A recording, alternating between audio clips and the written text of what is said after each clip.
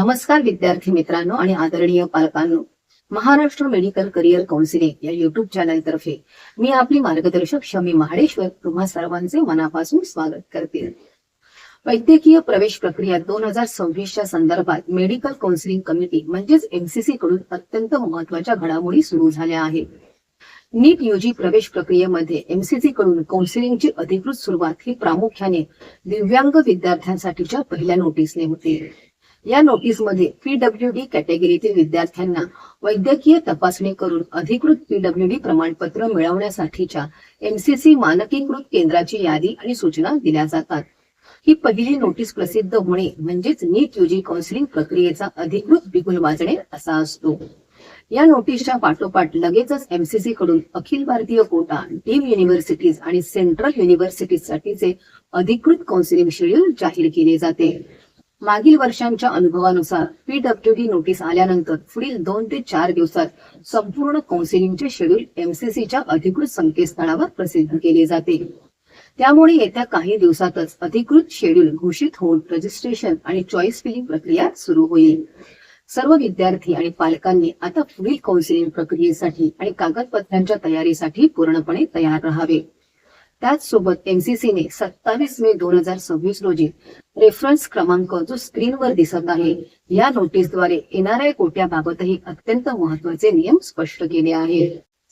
या नोटीसमध्ये माननीय सर्वोच्च न्यायालयाच्या अंशुल तोमर विरुद्ध मध्य प्रदेश शासन या खटल्यातील निर्णयाचा स्पष्ट संदर्भ देण्यात आला आहे।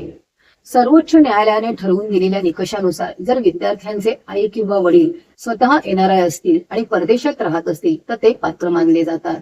तसेच विद्यार्थ्याचा सक्का भाऊ किंवा सक्की बहीण एनआरआय असल्यास त्यांनाही प्रथम श्रेणीतील नातेवाईक म्हणून पात्र मानले जाते। जर विद्यार्थ्याला इतर नातेवाईक स्पॉन्सर करत असतील तर न्यायालयाच्या व्याख्येनुसार रक्ताचे जवळचे नातेवाईक असणे आवश्यक आहे। रक्ताच्या जवळच्या नातेवाईकांमध्ये वडिलांचे सख्खे भाऊ किंवा बहीण म्हणजेच काका, काकू आणि आत्या यांचा समावेश होतो। तसेच आईचे सख्खे भाऊ किंवा बहीण म्हणजेच मामा आणि मावशी हे सुद्धा स्पॉन्सर असू शकतात। याशिवाय वडिलांचे आई वडील किंवा आईचे आई वडील म्हणजेच दोन्ही बाजूंचे आजोबा आणि आजी पात्र मानले जातात।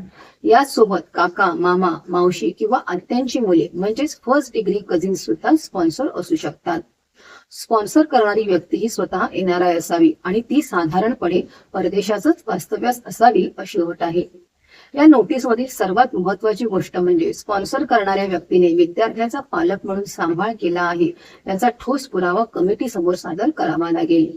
तसेच याबाबतचे अधिकृत शपथपत्र म्हणजेच ऍफिडेव्हिट सादर करणे बंधनकारक आहे। काउन्सिलिंग दरम्यान एमसीसी आणि सक्षम अधिकारी गार्डियन्स अँड वॉर्ड्स ऍक्ट 1890 नुसार स्पॉन्सर व्यक्ती खरोखरच विद्यार्थ्याचा कायदेशीर पालक आहे की नाही याचे पुरावे तपासतील।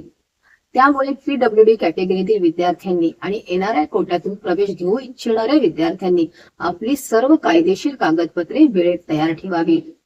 तुम्हाला नीट यूजी काउन्सिलिंग, फॉर्म फिलिंग आणि कॉलेज पसंती क्रम बद्दल वैयक्तिक मार्गदर्शन हवे असल्यास तुम्ही आमच्याकडून पेड काउन्सिलिंग घेऊ शकता। पेड काउन्सिलिंगसाठी आमच्या 93 25 26 15 65 या क्रमांकावर आमच्याशी थेट संपर्क साधा। तसेच जर तुम्हाला एमसीसी, स्टेट सीईटी सेल आणि एनटीए कडून येणारे सर्व महत्त्वाचे अपडेट्स मोफत हवे असतील तर याच 93 25 26 15 65 या क्रमांकावर फ्री अपडेट्स असा व्हॉट्सअप मेसेज करा। हा व्हिडिओ नीटच्या सर्व विद्यार्थ्यांपर्यंत नक्की शेअर करा आणि अशाच नवनवीन अपडेटसाठी एमएमसीसी विरार या आमच्या चॅनलला सबस्क्राईब करायला विसरू नका। पुन्हा भेटूया अशाच माहितीपूर्ण पुढील व्हिडिओमध्ये। तोपर्यंत धन्यवाद।